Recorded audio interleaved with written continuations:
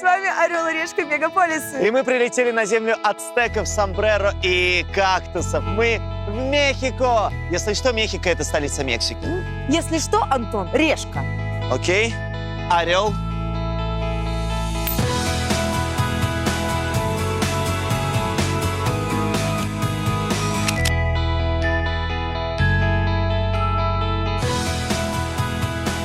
Прошу. Спасибо. Ни в чем себе не отказывай. Сомбреро. Кактусы. Слушайте, да в Текила. принципе, Мексиканцы. человек, ну и ладно. Сомбреро. Всего хорошего ему. Молодец. Ола, Мехико! Мегаполис солнца и текилы. Родина древних майя и ацтеков. Острый, как сальса, и яркий, как пиньята. Здесь на огородах колосятся кактусы. Воздух пропитан запахом тако, а жизнь проходит под песни мариачи.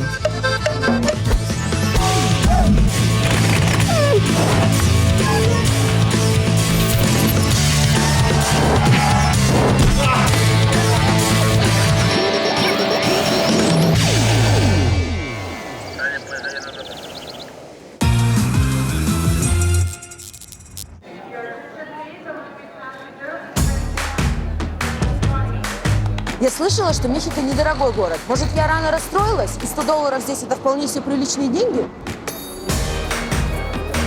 Привет! $100 в Мехико – это много или мало? Сколько здесь в среднем люди зарабатывают? Примерно 800 песо в неделю. 80 песо в день. Где-то 3000 песо в месяц. В этом году минимальная зарплата мексиканца выросла на 16%, и теперь это $160. А у меня $100 на 2 дня. Это ж получается, я богач!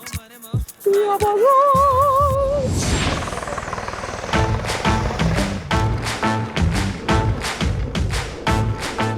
Ничего удивительного, что в Мехико мне выпало путешествовать по-богатому. Я орел, а на флаге Мексики орел пожирает змею. Так что пусть змеи пресмыкаются по земле, а орлы парят в воздухе. Зачем брать личное авто и толкаться в пробках, если в Мехико есть шикарная услуга – аэротакси? Взял вертолет, долетел без пробок, еще и на город посмотрел. Стоит смешные $200. Многие находят троих попутчиков, сбрасываются по $50 и летят. Выходит чуть дороже, чем обычное такси. Представляете? Полетели, капитан. Капитан, к первому в своей жизни полете на вертолете готов.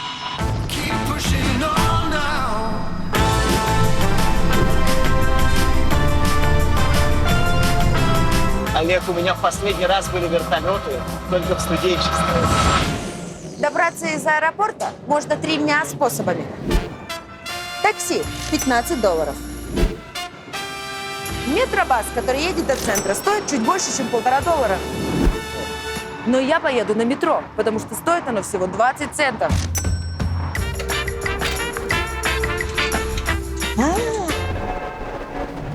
Метро Мехико – одно из самых больших и самых дешевых в мире.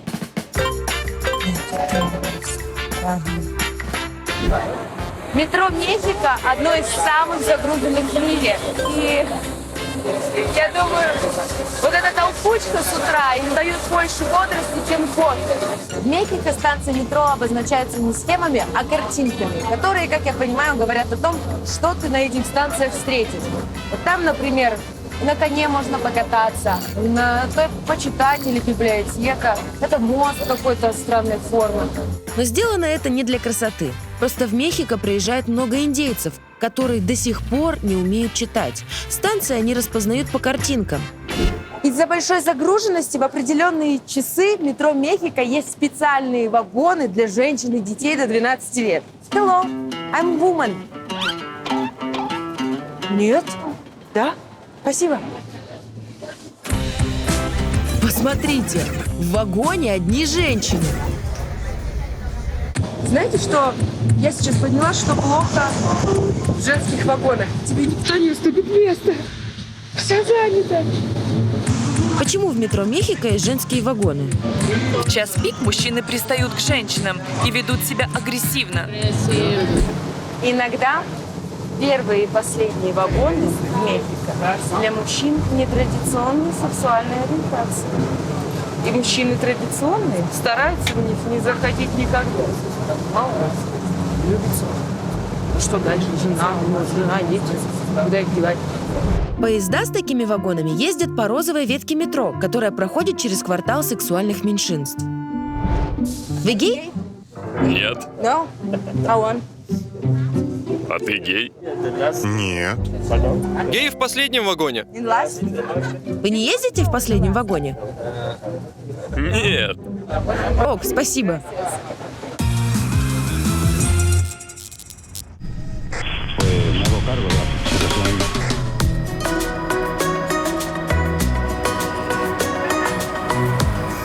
Буэнос-Диас, Мехико. Буэнос-Диас 22 миллиона мехиканцев.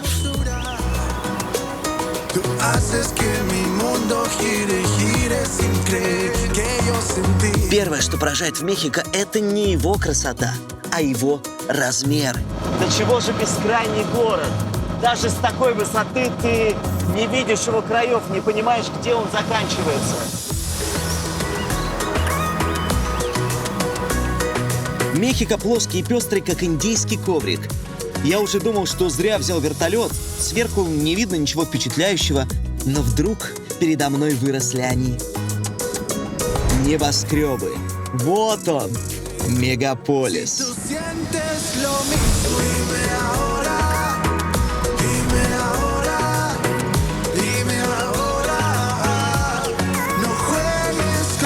Небоскребы в Мехико как почетный караул. Выстроились вдоль проспекта Пасео де ла Реформа. Вот сейчас полное ощущение, что мы застряли во времени и пространстве между небоскребами. Смотри, они справа, слева, впереди, сзади. Пролетаешь небоскребы, проходит секунда, и тут же вокруг тебя здание колониального типа. Проходит еще секунда, и вот тебе какая-то огромная наковальня без единого окна. Сколько стадионов и арен? Ну, наверное, для 22 миллионов человек нужно много стадионов.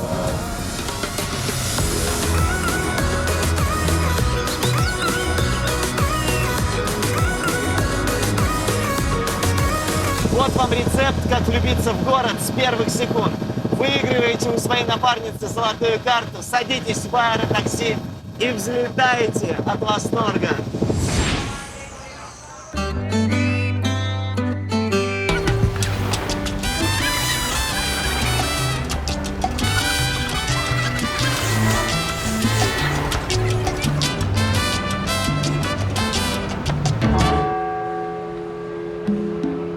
Класс.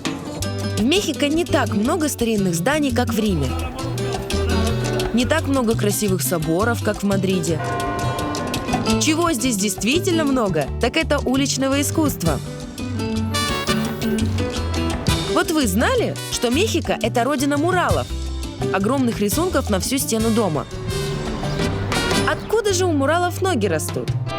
100 лет назад в Мехико произошла революция. Когда революционеры решили писать на стенах домов свои лозунги, то поняли, что большая часть людей не умеет читать. Чтобы донести смысл, они сказали художникам вместо фраз рисовать картинки. Но со временем художники начали визуализировать свои идеи. Вот так вот и появились такие прикольные арт-объекты и фотозоны. Но мне больше всего нравится то, что для каждого эти муралы несут свое значение. Я вижу, как скелет несется на поезде жизни, и его всякие проблемы, заботы пытаются утянуть, а он такой: у меня нет времени, и несется дальше. А что видите вы? Этого индейца когда-то съел попугай, после этого он стал волшебным и наколдовал тигра, который очень этому недоволен. А что видите вы? Уже даже в Мехико наслышаны о отвратительном поступке Антона с поеданием черепахи в Макао. Даже сделали этого мурал, цветы, черепаху. Ой. А что видите вы?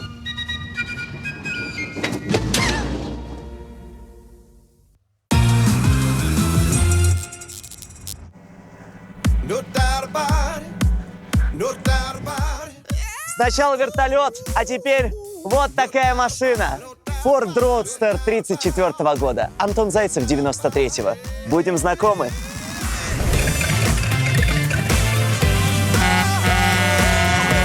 Этот американский дедуля пережил множество пластических операций. Неудивительно, что теперь он не похож на своих одногодок. В свои 85 Ford из ретро-кара превратился в мощный гоночный болид. Buenos días. Vamos. Yeah! Ох.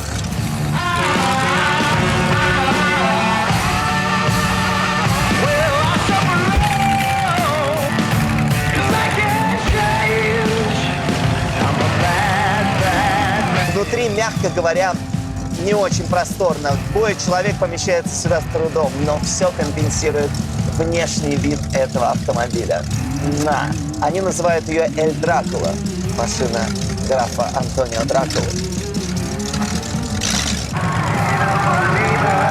Мой родстер жрет бензин, как танк, а гудит, как пароход. В общем, настоящая пацанская тачка. В Мексике все, что связано с автомобилями и вождением, очень интересно устроено. Страна очень коррупционная, поэтому ты можешь сначала купить автомобиль, а потом пойти учиться на права. Или не учиться, поэтому быть здесь пешеходом – это уже экстрим. А ты купил свои права? Нет, я учился водить. Могу я здесь купить себе права? Могу? Да. Сколько стоит? $50. 50 баксов? Нормально.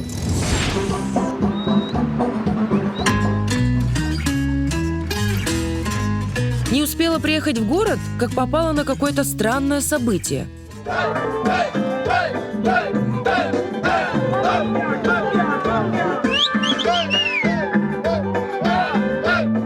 Честно говоря, сложно понять, что здесь происходит. Какие-то голые мужчины в трусах танцуют под веселую музыку с фотографией какого-то человека. И непонятно, это акция протеста или они его поддерживают. Но музыка мне нравится.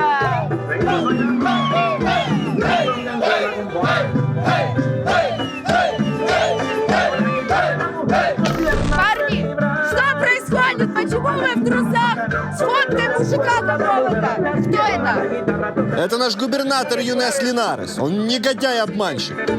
Он поднял налоги и не дает Мехико развиваться. А, я поняла. Это акция протеста. Поэтому фотка в причинном месте. Одежда где? Где? Мы стоим без одежды. Это значит, что он обобрал нас до нитки. Мексиканцев такосом не кормить, дай помитинговать. Люди выходят против коррупции, низких зарплат, загрязнения воздуха. Знаете, что поражает мексиканцев? Они не идут крушить автобусы, магазины, показывая свое недовольство, агрессию. Они выражают это в танце и в песнях. Демонстрации такие креативные, что от них не хочется убегать, а наоборот, хочется поучаствовать, чтобы почувствовать настоящую атмосферу Мехико.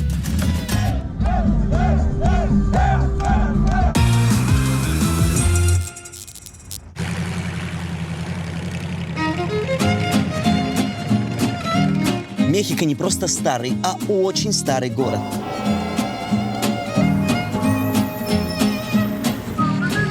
Смотришь на эти дворцы и соборы в стиле испанского барокко и не подозреваешь, что раньше на этом самом месте был другой город. Столица ацтеков Теночтитлан. Он стоял посреди гигантского озера и был пронизан каналами. Очевидцы тех лет утверждали, что их каналы были покруче, чем Венеция. Ну а когда прибыли конкистадоры, они не нашли ничего лучше, как осушить каналы и, собственно, основать там свой город. Жители Мехико до сих пор расплачиваются за то, что испанцы осушили озеро. В городе нет источников пресной воды. Из-за того, что все пересохло, Мехико периодически накрывают пылевые бури. А еще город постоянно трясет.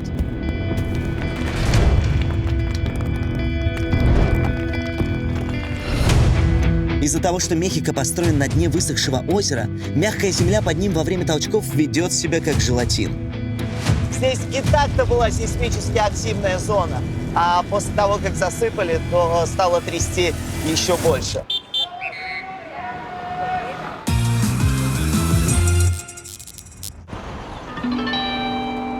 Когда люди приезжают в какой-нибудь город, всегда думают, где бы сделать красивые фоточки. Итак, сдаю самые фотографируемые места Мехико. Киоск Мариска. Киоски Мариска не продают жвачку или газировку. Это просто павильон в мавританском стиле. Тут играют музыканты, танцуют люди всех возрастов. Ну и, конечно же, фотографируются. Саня, ну-ка, сделай мне красивые фоточки. Еще одно популярное инстаграмное место – главный почтамт Мехико.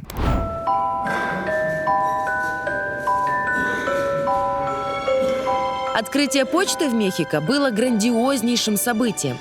Поэтому ее главное отделение оформили как роскошный дворец. Просто шикарно. Если бы у меня возле дома была такая почта, ничего бы не поменялось в моей жизни, но эстетически я была бы чуть-чуть счастливее. Знаете, здесь никто не использует почту по назначению. Все приходят фотографироваться. Ни открыточку не отправляют, ни письмецо. А я отправлю. Кола, уважаемые продюсеры «Орла и решки», хочу сказать вам спасибо за все то, что я съела, выпила, пощупала. За все то, что пощупала меня. Желаю и вам того же. Люблю, целую, пока. От Оли. А бы не уволили, а? Ну что, песик, лети. И, наконец, место, где получаются самые красивые фотки – библиотека Васконселос.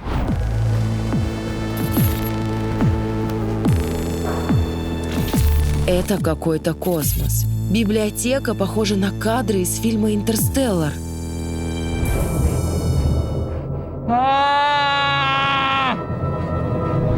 Теперь я понимаю, почему эта библиотека считается одним из самых инстаграмных мест, потому что она так сконструирована.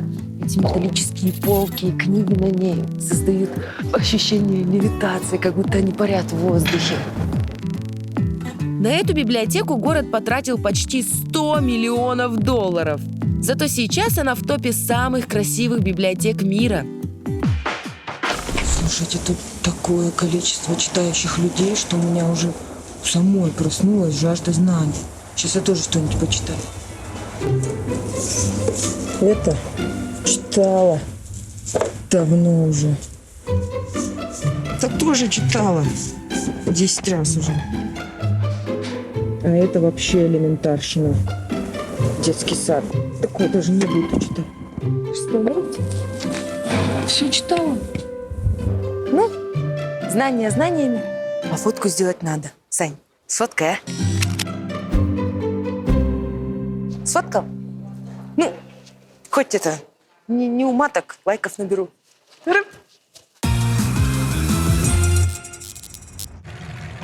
Мехико – мегаполис огромный, но довольно однообразный. И среди дорогого жилья трудно найти что-то оригинальное. Но я нашел. На окраине Мехико, на склоне холма, в тени дубов притаилась гигантская змея. Это вилла-гнездо Кецалькоатля. Кецаль, вот этот вот — это бог ацтеков в виде огромного пернатого змея. О дом в виде змея построил мексиканский архитектор Хавьер Синесиан. Дизайн своих зданий он подсматривает у природы. И уже построил в Мехико виллу-ракушку и виллу-акулу. Вот эта вот акула — это мой дом. Гремучая змея. Укуси меня, анаконда! Да где у этого монстра вход?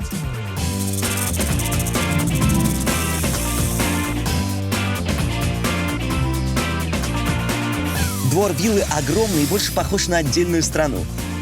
Можно ходить по зеленым туннелям, похожим на змеиные норы. Можно почувствовать себя змеиным обедом. Я захожу в чрево змеи. Непонятно, кем или чем я буду на выходе.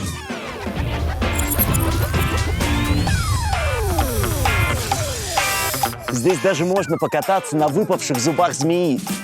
Поплыли! Полный вперед! Ёлки! Но только никто не говорит, как причалить обратно к берегу. Нет, пожалуй, я все-таки хочу стать змеей, а не птицей.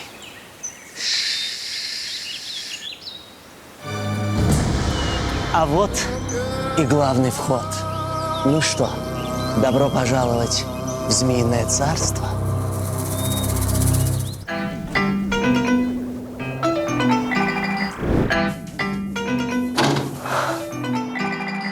А внутри здесь не хуже, чем снаружи. Добро пожаловать.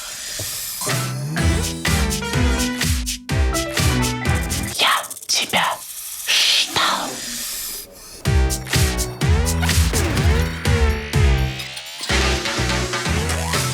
Остаемся здесь, Олежка.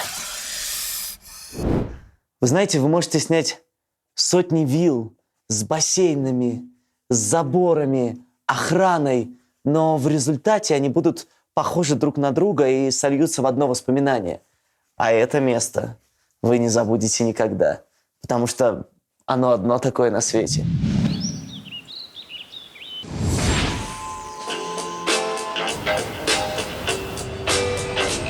Эх, сейчас бы в шикарный отель, да с бассейном, мягкой кроваткой. Но у меня хостел за $22. Надеюсь, там хоть чисто.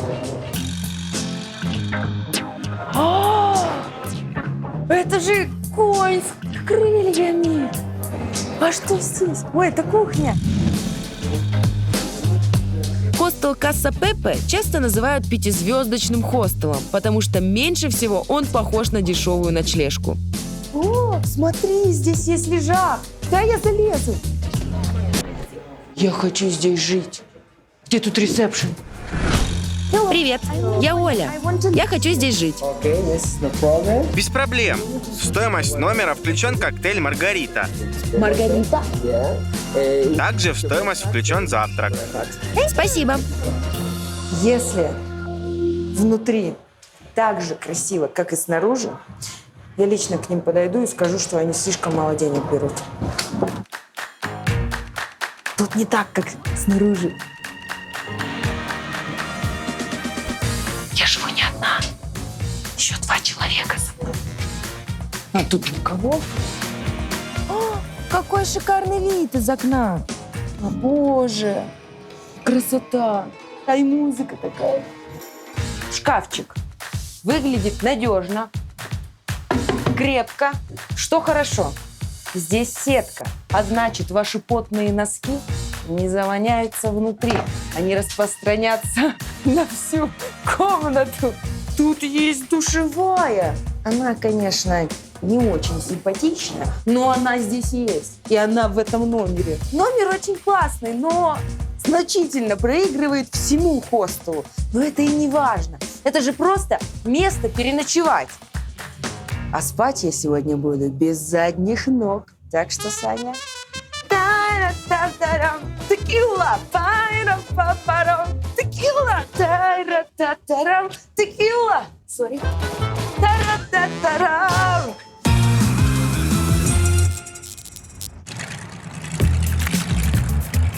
Город Город посмотрели, заселились, теперь поехали развлекаться. На шоу «Луча Либре». В Мексике рестлинг-шоу «Луча Либре» занимает второе по популярности место после футбола. Ну и у меня, естественно, VIP-места.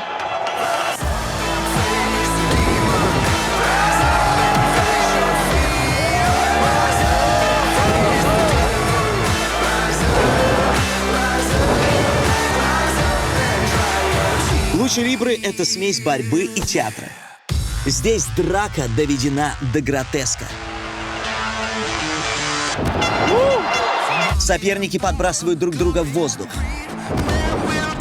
Таскают за волосы. Они вылетают из ринга и используют самые грязные приемы. Здесь дерутся втроем, вчетвером и даже в шестером. Замечаешь, что многие бойцы Луча Либре выступают в ярких кожаных масках. Идея Луча Либре в том, что в ней может участвовать каждый, скрываясь под маской. В этой борьбе часто принимают участие не профессионалы, а обычные люди, для которых это хобби. Под маской повелителя молний может скрываться воспитатель детского садика. А огненным драконом может быть сантехник. Интересно, что иногда на кону та самая маска, и боец обязуется ее в случае проигрыша снять, а это является позором.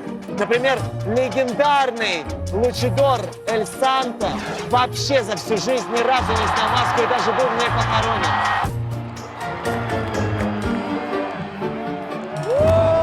Ты вроде бы головой понимаешь, что это все постанова, но так за них болеешь, а зрители поддерживают этот накал, ну вы слышите.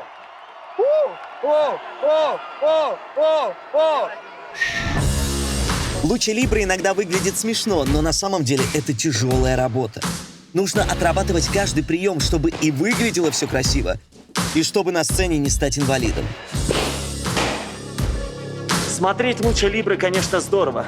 Но если у тебя есть деньги, гораздо прикольнее позволить себе персональную тренировку с легендарным лучидором.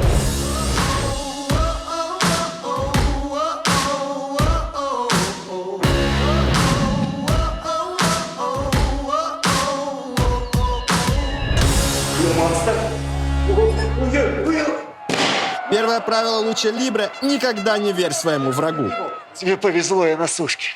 Все идет по сценарию, я его контролирую. Сейчас я научу тебя приемам настоящего Луча Либре. Первый прием называется цепь. Следующий прием – домик. А теперь японский бросок. Прием ручной рычаг. Сейчас отработаем основные удары. Этот удар называется полено. А этот — встреча с поездом.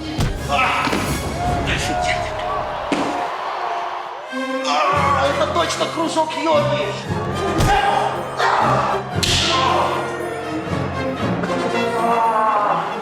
Это не только больно, но и унизительно. Черт возьми, это уже не рестлинг. Он сделал со мной все то, что хотели сделать хейтеры в интернете. Я этого так просто не оставлю. Ученик бросает вызов своему учителю.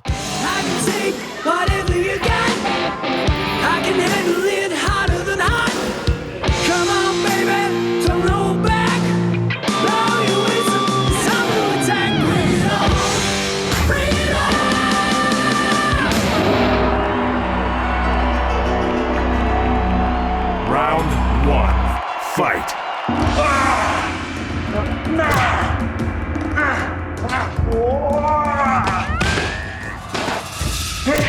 Finish him. Fatality. Спасибо, учитель. Вы говорите, что Луча Либре — это постановочные драки, но никто из нас не повторит этого. Тони, Эль Серпиенто, Матадор! Спасибо, легенда. Такое сочетание мускулатуры и поедных в одном человеке я никогда не видел. Первое правило Лучидора. Никогда не верь своему врагу.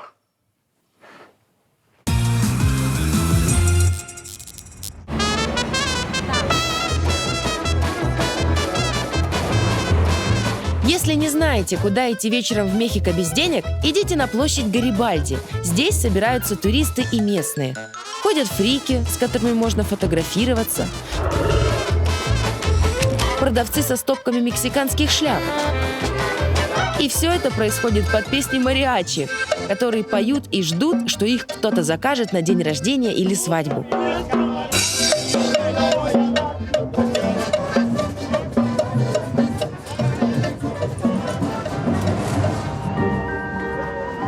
Девочка, иди сюда.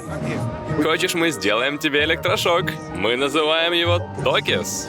Звучит хорошо. Попробуешь? Это легально? Легально. Может, позовем кого-то? Идите к нам. Иди сюда, танцор.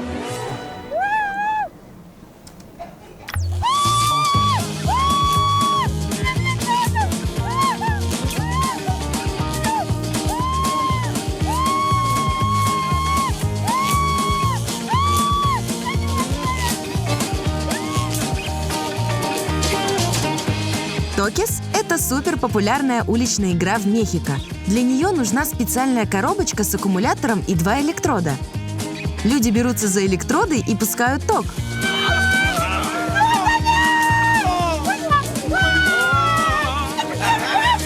Минимальный разряд 20 вольт, максимум 100. Напряжение постепенно увеличивают, пока кто-то не сдастся. Кто продержался дольше всех, просто молодец. Еще и платить за такие муки. 100 песо с компанией. Вообще трындец! Это прикольно! Пожалуйста, все попробуйте эту жесть! Ты ничего не можешь сделать со своим телом! Тебе руку заламывают вот так! И ты не можешь их разжать, ничего не можешь сделать! Ну, я знаю, что только не разжимается! Но тут прям вообще вот так вот! Спокойной ночи.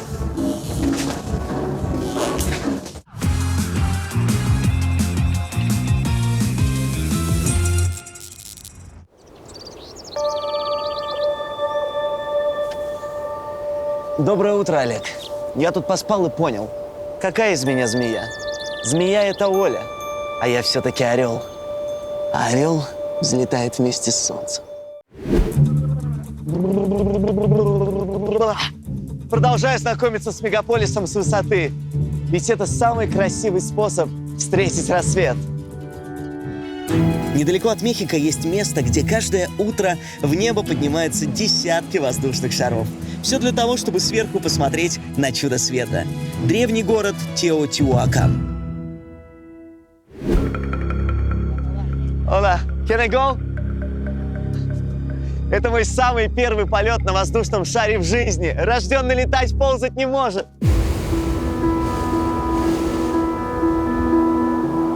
I can see that in the stillness. The only one who's standing there is you. Ну здравствуй, солнце!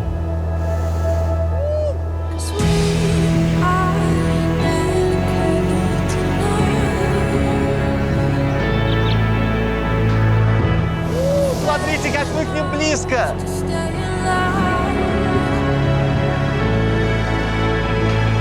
Мы только оторвались от земли, а передо мной открылась залитая солнцем долина. И воздушные шары, которые купаются в рассветных лучах. А вот и главная точка нашего воздушного путешествия уже открывается взору. Это бывший древний мегаполис Теотиуакан.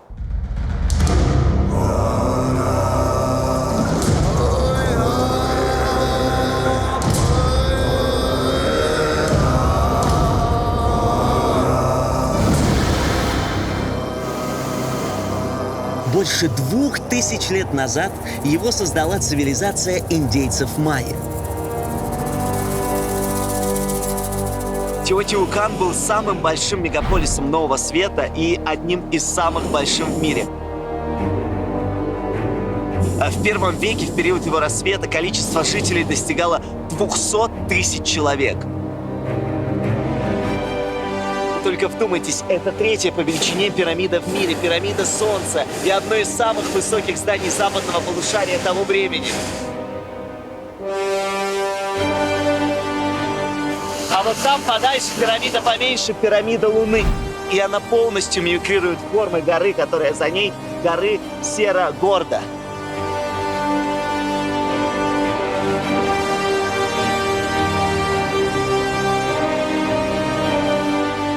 Теотиуакан, наверное, самый загадочный город в мире.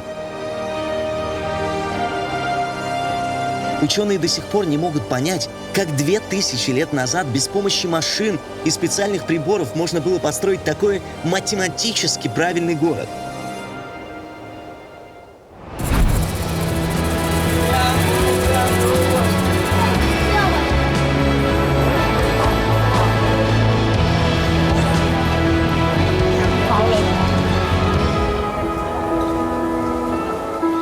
Некоторые ученые считают, что конфигурация трех главных построек – пирамиды Луны, пирамиды Солнца и храма – повторяет конфигурацию трех главных звезд созвездия Ориона.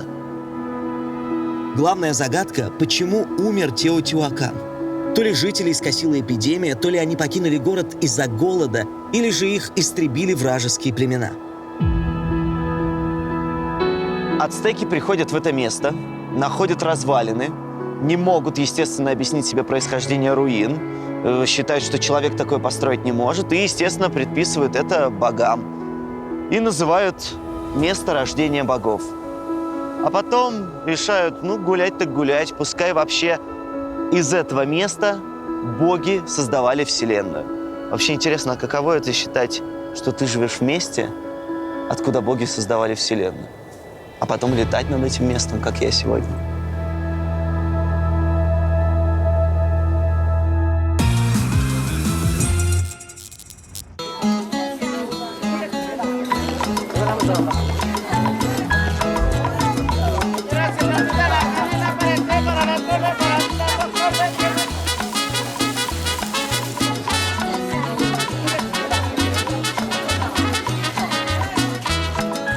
В Мексике так много уличной еды, что здесь просто на каждом шагу что-то готовят, продают. И запахи, запахи, запахи, порой даже не очень приятные. Мексиканская кухня – это древние рецепты ацтеков и испанцев, как бы перемешанные в одной тарелке. Вот только то, что мексиканцам вкусно, нашему человеку гастрономический шок. Что это за дрянь такая? Ну что, мои любители покушать, ловите топ-3 самых шокирующих блюд Мехико. Третье место – чичарон, жареная во фритюре свиная кожа. Смотрите, это же, наверное, дырка, потому что это глаз ее и ухо. Они берут кожу, вон ту, я так понимаю, и выжаривают прям вот в этом масле, которое по цвету как нефть, черное. Я беру? Да?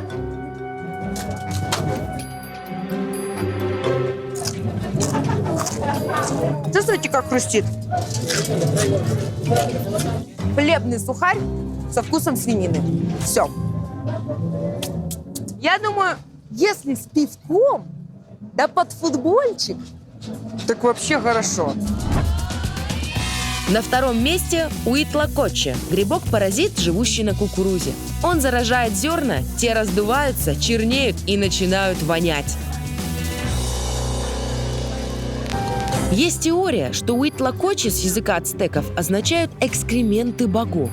Это не мешает мексиканцам добавлять такую кукурузу в супы, соусы и салаты.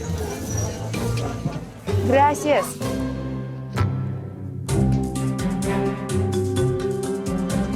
На вкус странно, отдает сырой землей и гнилым деревом. Знаю, что вот это вот фигня. Это огромная плесень, огромный гриб. Неприятно. Но так ничего, есть можно. И, наконец, победитель рейтинга ТОП-шок. Какой отвратительный запах. Такос де кабеса. Такос с головой. С чьей? Да вот же она. Коровья голова, приготовленная на пару. С нее сдирают все мясо и кладут на кукурузную лепешку. Это все готово? Амиго, а покажи, как правильно есть. Берешь в руку, складываешь Беру. и ешь. Вот так сложила. Ёшкин, у тебя рот большой. Я думала, что в голове больше вкуса внутренности. Нет, это просто как тушенка с лимончиком, с лучком. Визуально голова коровы более отвратительна, нежели на вкус. На вкус это просто очень жирная говядина. Очень жирная, очень жирная. Что я вам хочу сказать про уличную еду Мехико? Несмотря на то, как это выглядит, как это пахнет, это стоит попробовать. Тем более, что это почти ничего не стоит.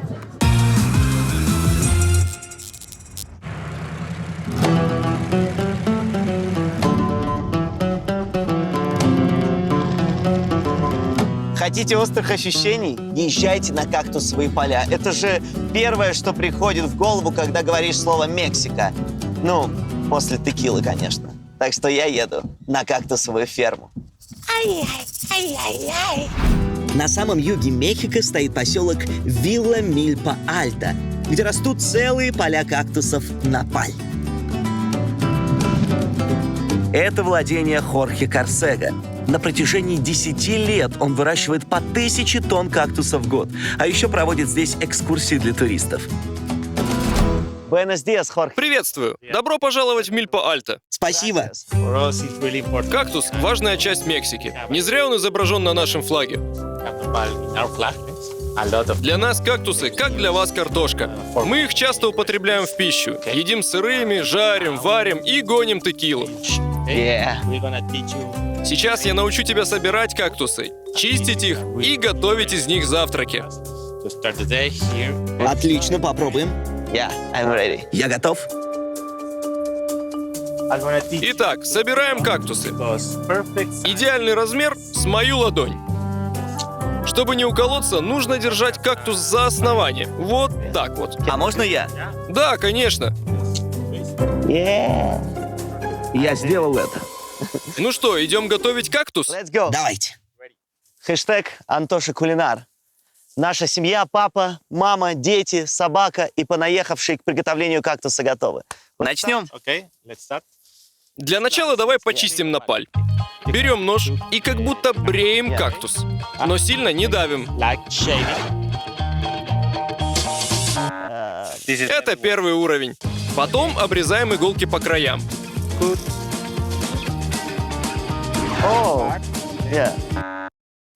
Не переживай, у нас еще много кактусов.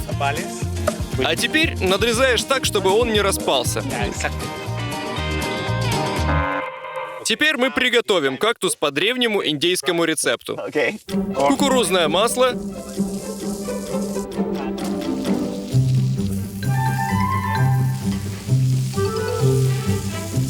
Запахло жареным, но пока я чувствую только запах чего-то горелого. Кактус не ощущается. Наши предки называли этот способ приготовления ликвиль. Только дерево, огонь и камни. Когда видишь вот этот коричневый цвет, значит, что кактус прожарился. Тут же Хорхе научит готовить соус сальса в ступке из вулканического камня. Молькахеты. Я как блендер. Ты человек-блендер. Соседка Хорхе Лоуренце научит готовить тортильи из голубой кукурузы.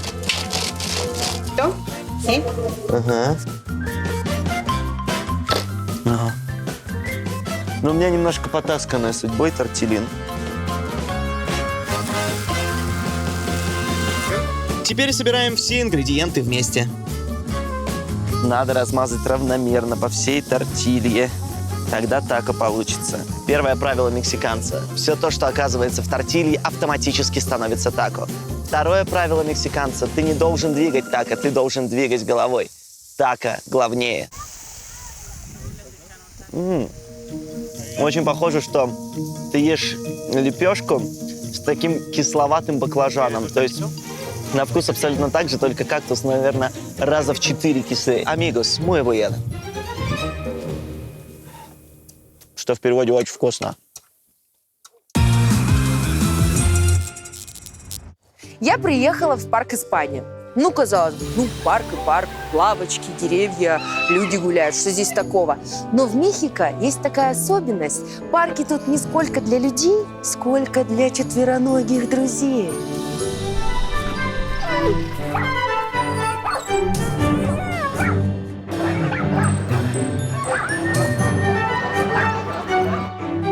Привет. Меня зовут Оля, а тебя?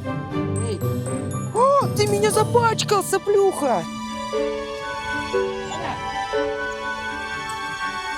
А тут как полотенце. Чтоб вы понимали, здесь самый настоящий культ собак. Для сравнения, в Нью-Йорке около 600 тысяч собак, а здесь 3 миллиона. 3 миллиона собак. В Мехико хозяева, уходя на работу, не закрывают своих любимцев скучать дома, а отдают в собачьи школы. Здесь они могут целый день гулять на свежем воздухе, метить понравившиеся кустики и обсуждать, кто сколько тапок сгрыз. За ними убирают и следят, как за детьми. Они погуляли, и он их укладывает отдыхать. И главное, все ложатся. И так рядышком друг к другу. А кто ноет? А кто ноет? Я слышу скуление. Это ты, полотенечко? Или это соплюха ноет? Привет, я Оля. О, я Оля. Я Габриэль. А чего они лежат? Перерыв, брейк-тайм. Готовятся к уроку. Тренироваться? Тренинг? О, типа сидеть, сид, стендап. Да, вот так. Мы учим их командам. Сейчас покажу. Сидеть. Встречать. Вау! Побежали. Что я вам хочу сказать? Собак тут выгуливают специально обученные люди. У них тут специальные коврики, чтобы им было не холодно. Их кормят, их тренируют. У них постоянно одна и та же компания. Не знаю, как для людей, но, по-моему, для собак Мехико – это какой-то рай.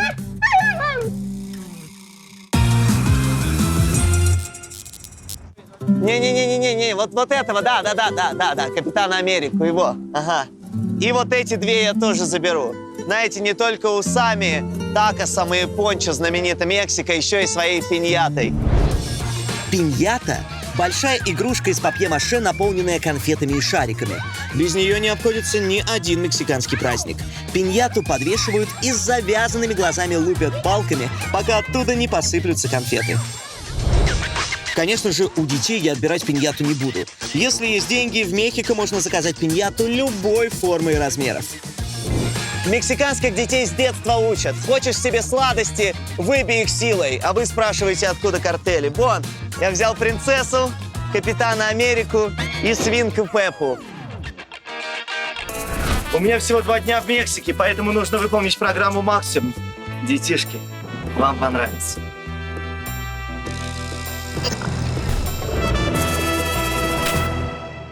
Ну что, с кого начнем? Отдавай конфеты! Верни мое светлое детство! Извините, ус отклеился.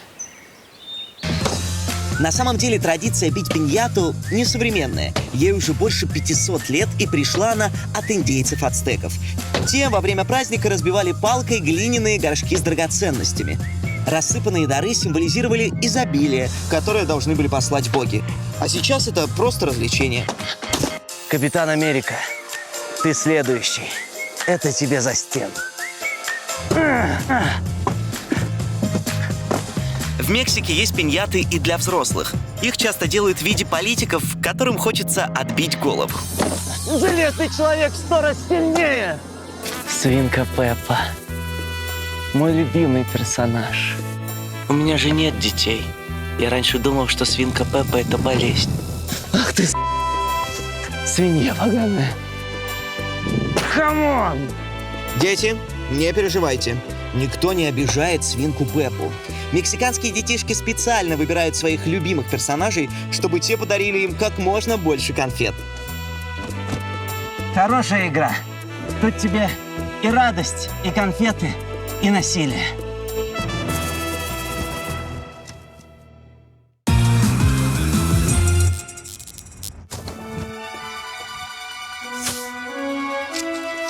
$100 не интересует? Нужна помощь продюсера. Бутылка в Мехико спрятана на улице Лондрес, на козырьке кафе Flowers and Coffee.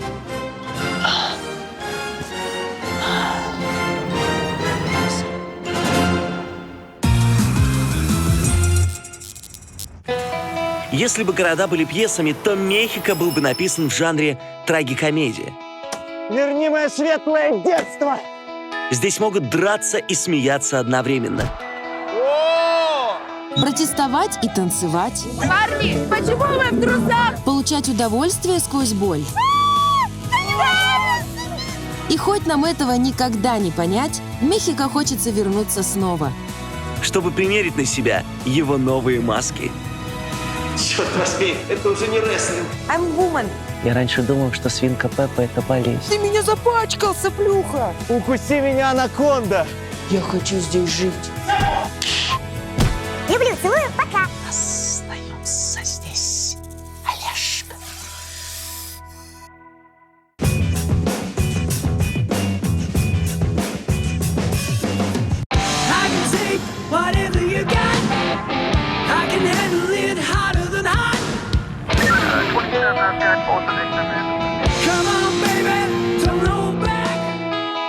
Тони Эль Серпиенто Матадор.